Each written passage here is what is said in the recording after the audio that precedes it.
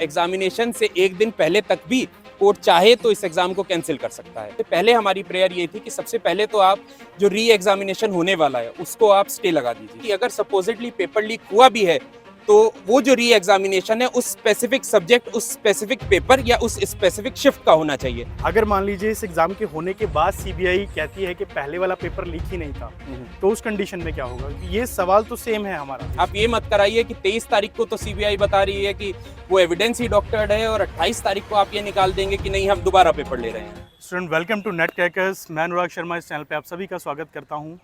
और 18 जून के बाद से लेके लगातार अब तक जो क्योस चल रहा था, उस क्योस को ख़त्म करने का काम कर रहे हैं कुछ ऐसे लोग जिनको आप स्टूडेंट का हीरो बोल सकते हैं। मिस्टर उज्जवल गौर जी मेरे साथ हैं।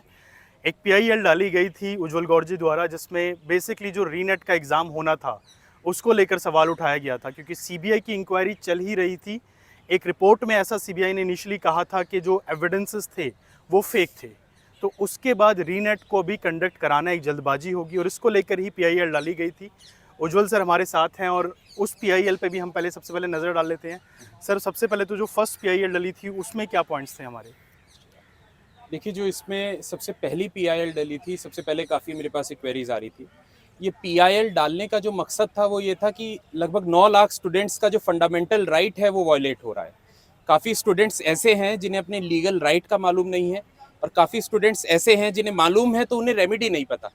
अभी स्टूडेंट्स को ये जानने का अधिकार है कि अगर NTA बोल रहा है अगले दिन ही आकर कि पेपर लीक हुआ है, कि कौन सा पेपर लीक हुआ है, कौन से सब्जेक्ट का पेपर लीक हुआ है, कौन सी शिफ्ट का पेपर लीक हुआ है, ये सारी चीज़ें बहुत ज़रूरी हैं। और स्टूडेंट्स, मैं नहीं जानता कितनों को मालूम है, पर आपका फ्रीडम ऑफ एक्सप्रेशन वायलेट हो रहा है, आपका राइट टू नो वायलेट हो रहा है, आपका राइट टू एजुकेशन वायलेट हो रहा है।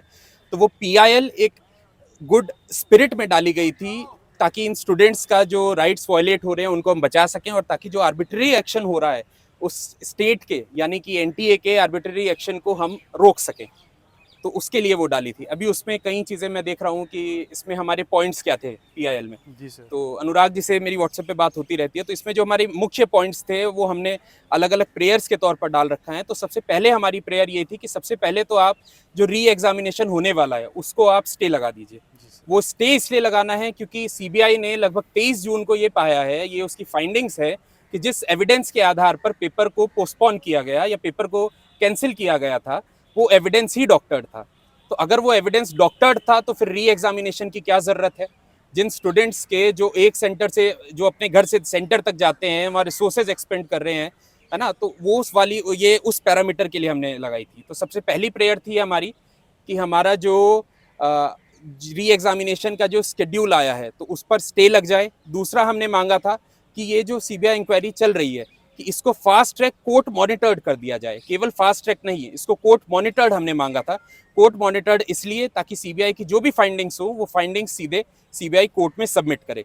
दूसरी प्रेयर। अब तीसरी कंडीशन ये थी कि अगर मान लीजिए कि पेपर लीक नहीं हुआ तो ये रिक्वेस्ट, ये प्रेयर डाली गई है कि भाई आप पेपर नहीं लीक हो रहा है तो आप 18 जून वाला पेपर ही आप रीचेक करें, उसको रीवैल्यूएट करें और उसके आधार पर आप स्टूडेंट को मार्क्स दें। ठीक, अगर ये हम कंडीशन रखते हैं कि पेपर लीक हुआ है, अगर हम जाते हैं कि पेपर लीक हुआ है तो उसमें हमारे पास दो चीज़ें थी। सबसे पहले तो इस बार का जो पेपर है वो पेन एंड पेपर मोड में हुआ था, शिफ्ट 1 में और शिफ्ट 2 में। शिफ्ट 1 का जो पेपर था उसमें दो पेपर थे, पेपर 1 और पेपर 2, और शिफ्ट 2 में भी पेपर 1 पेपर 2 थे। शिफ्ट 1 में 42 सब्जेक्ट्स का पेपर हुआ है जो कि पेपर 2 का था, और शिफ्ट 2 में 41 सब्जेक्ट्स का। अभी जो ध्यान देने की बात वो ये है कि पेपर 1 जो शिफ्ट 1 का है और पेपर 1 जो शिफ्ट 2 का है, उन दोनों के क्वेश्चंस भी एकदम अलग हैं। तो इतने मास लेवल पे करने की जगह हमने ये रिक्वेस्ट की थी, जैसे कि अभी रिसेंटली नीट का भी जजमेंट आया है वंशिका यादव वाले केस का, तो उसमें हमने जो मेन रिक्वेस्ट थी, जो मेन प्रेयर है वो ये है कि अगर सपोजिटली पेपर लीक हुआ भी है तो वो जो री एग्जामिनेशन है उस स्पेसिफिक सब्जेक्ट, उस स्पेसिफिक पेपर या उस स्पेसिफिक शिफ्ट का होना चाहिए जिसमें लीक हुआ है। अभी इन्होंने बोला कि भाई पेपर डार्क वेब पे लीक हुआ, तो उसके लिए हमारी रिक्वेस्ट ये थी कि सपोजिटली हम मान लेते हैं कि पेपर डार्क वेब पे भी लीक हुआ है, तो NTA क्योंकि एक बार पेपर ले चुका है, वो नीट भी ले चुका है, वो CSIR भी ले चुका है, वो सारे पेपर ले लेता है, लेकिन वो पेपर बाद में कैंसिल कर देता है या ये कर देता है कि पेपर लीक हो गए हैं। तो उसके लिए हमारी जो एक प्रेयर थी वो ये थी कि एक सुप्रीम कोर्ट ही एक स्पेशल कमेटी गठित करे और उस कमेटी को फॉर्म करके वो कमेटी इस चीज़ को देखे पेपर कराने के लिए। उसमें हमने रिक्वेस्ट ये की है कि भाई वो सुप्रीम कोर्ट के जो रिटायर्ड जजेस हैं, जस्टिसेस हैं, उनको ले सकते हैं, जी सर। आईआईटी दिल्ली के जो प्रोफेसर हैं उनको ले सकते हैं, ताकि ये जो फ्लॉ आके बोल देते हैं कि एलिज्ड पेपर लीक जो है, जो कह रहे हैं कि पेपर लीक हुआ है, तो वो पेपर लीक ना हो पाए। जो डार्क वेब पे बोल रहे हैं कि पेपर लीक हो गया, वो ना हो पाए। जी, ये सर यहाँ पर एक और चीज़ देखने की है कि अगर अभी के सिनेरियो में देखा जाए तो आपने जो पॉइंट बोला स्पेशली सीबीआई वाला, क्या यूजुअली ऐसा होता है कि अगर कोई एक इन्वेस्टिगेशन चल रही है तो इस तरह से कभी पहले हमारे सामने आया है कि दूसरा एग्ज़ाम, मान लीजिए फॉर एग्जांपल अभी एग्ज़ाम कंडक्ट भी हो जाता है, क्योंकि आज की मैं अगर बात करूँ 2 अगस्त की, तो अभी 2 नोटिफिकेशन चल रहे हैं, स्पेशली एक नोटिफिकेशन जो अभी आया है जी। जिसमें ये कहा गया है कि एग्ज़ाम की जो डेट्स है वो दे दी गई हैं, साथ ही ये भी बता दिया गया है कि 10 दिन पहले जो है हम लोग सिटी इंटीमेटेशन दे देंगे। जी। अगर मान लीजिए इस एग्ज़ाम के होने के बाद सीबीआई कहती है कि पहले वाला पेपर लीक ही नहीं था, तो उस कंडीशन में क्या होगा? क्योंकि ये सवाल तो सेम है हमारा, ठीक है, वो एक बड़ा क्वेश्चन मार्क है।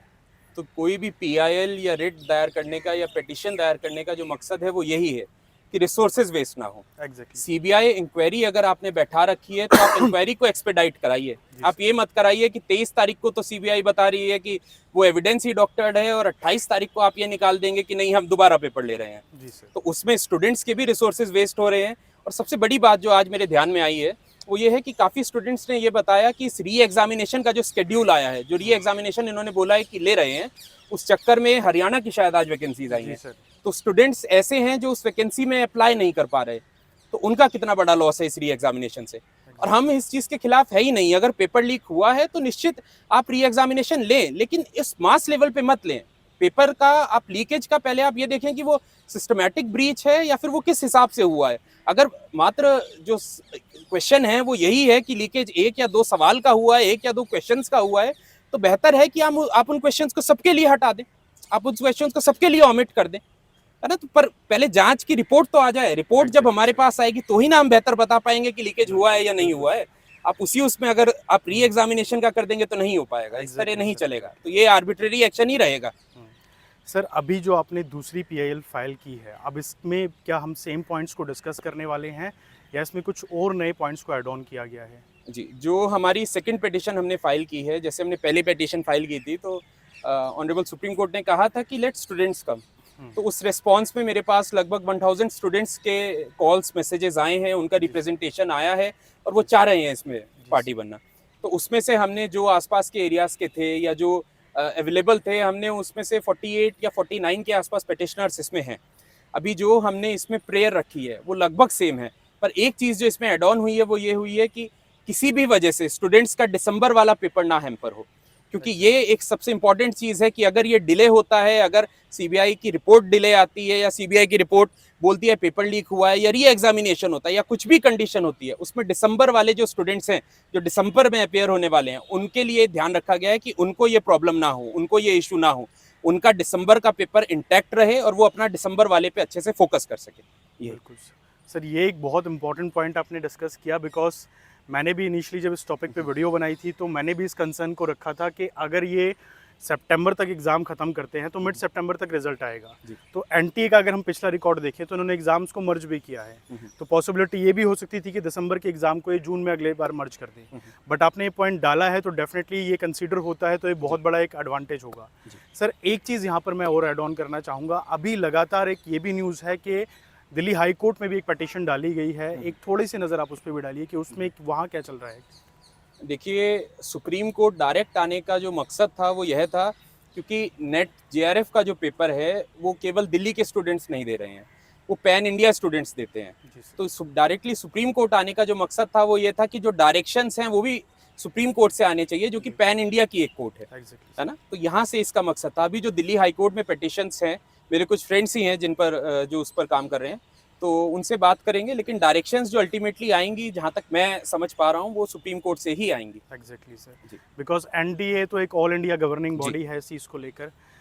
सर अभी क्या उम्मीद लगती है, जैसे फर्स्ट पटिशन में थोड़ा सा डिसहार्टनिंग थे हम लोग सभी, सेकंड पटिशन से आपको कितनी उम्मीद लगती है कि क्या चांसेस रहेंगे इसके? देखिए, लॉ जो है मैं आपको बताऊं तो चीज़ें काफ़ी अनसर्टेन होती हैं। अगर आप मुझसे मेरा पर्सनल ओपिनियन पूछे तो मुझे लगता था कि मेरी पिछली पटिशन से ही चीज़ें हो जानी चाहिए थी, पर ऑनरेबल सुप्रीम कोर्ट ने कहा कि नहीं, आप खुद मत आइए, आप स्टूडेंट्स को लेकर आइए या स्टूडेंट्स को आने दीजिए। तो इस बार मैं वापस से एक री पटिशन में जा रहा हूँ और इस बार मैं लगभग 9 लाख स्टूडेंट्स का तो नहीं कहूँगा, लेकिन उनमें से जो स्टूडेंट सीरियस हैं और जो चाहते हैं कि पहले एग्ज़ाम का रिजल्ट आ जाए, या जो चाहते हैं कि जो बिल्कुल लीगली उनका राइट है, उनको राइट बच जाए और उनके राइट अवेल कर पाएँ वो, तो उनका मैं एडवोकेट बन के जा रहा हूँ इस बार। तो इस बार उम्मीद है, सर्टेनिटी के साथ कहना बहुत मुश्किल होगा, अपनी बात हम रख सकते हैं। तो ये ऑनरेबल जुडिशरी के हाथ में है कि वो चीज़ें किस पैरामीटर पर या किस मेरिट पर देखती हैं और उसके आधार पर डिसीजन देती हैं। बिल्कुल सर। स्टूडेंट, अब उज्जवल गौर जी सामने हैं, सर ने अपने सारे पॉइंट रखे, तो आई थिंक वो सभी बच्चे जो रीनेट की भी डिमांड कर रहे थे और रिज़ल्ट की भी डिमांड कर रहे थे, आपको समझ में आना चाहिए कि पेटिशन जो हैं आप दोनों के ही फ़ायदे के लिए डाली गई हैं। हमने लगातार ये क्वेश्चन पहले भी उठाया था कि एनटीए की ऊपर जो हमारी एक तरह से क्रेडिबिलिटी थी वो ख़त्म हो चुकी थी, क्योंकि एनटीए जिस तरह के काम कर रहा था या जो हमने देखा पिछले 2 महीने में, कहीं ना कहीं विश्वास उठ चुका था। बट अगर ये पेटिशन अब सक्सेसफुली एक्सेप्ट होती है तो मुझे पूरी उम्मीद है कि जो एग्ज़ाम की डेट एनटीए ने घोषित करी है उस पर भी कोई फैसला आएगा। और अगर इन केस मान लीजिए कि ये साबित होता है, अगर सीबीआई फास्ट ट्रैक कुछ लेके आता है, तो हो सकता है हमारा रिजल्ट जल्दी आ जाए। जो भी रहे, मैं सभी स्टूडेंट्स की तरफ से उज्जवल गौर जी को सबसे पहली बात तो कॉन्ग्रेचुलेट करूंगा कि उन्होंने एक इतना बड़ा इनिशिएटिव लिया, एक स्टूडेंट हीरो की तरह सामने आए। साथ ही सर को बेस्ट ऑफ लक बोलूँगा उनकी पेटिशन के लिए, और उम्मीद करूँगा कि आने वाले भविष्य में भी सर हमारे साथ जुड़े रहें और इसी तरह से स्टूडेंट्स की वॉइस को उठाते रहें। Thank you so much. Thank you so much sir. इसमें मैं 2 चीज़ें ऐड करना चाहूँगा। एक जी, तो सबसे पहली चीज़ तो आज नोटिफिकेशन आया है, शायद री एग्जामिनेशन की डेट्स वगैरह निकाल दी हैं। बिल्कुल तो काफ़ी स्टूडेंट्स पैनिक कर रहे हैं कि क्या होगा, कि हम हार गए, हम ये हो गए। तो उसके लिए मैं कहना चाहूँगा कि हम जब तक अपनी बात कोर्ट के आगे नहीं रख देते, ठीक है, तब तक हम ये नहीं मान सकते कि हम हार गए हैं, है ना, या हमारे खिलाफ डिसीजन आ गया है। एनटीए को अब तक कोई डायरेक्शन सुप्रीम कोर्ट से नहीं गया है कि भाई वो पेपर ना कंडक्ट कराएं।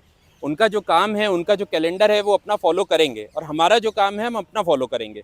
तो अगर कोर्ट कन्विंस होता है तो एग्जामिनेशन से 1 दिन पहले तक भी कोर्ट चाहे तो इस एग्ज़ाम को कैंसिल कर सकता है, सबसे पहली चीज़।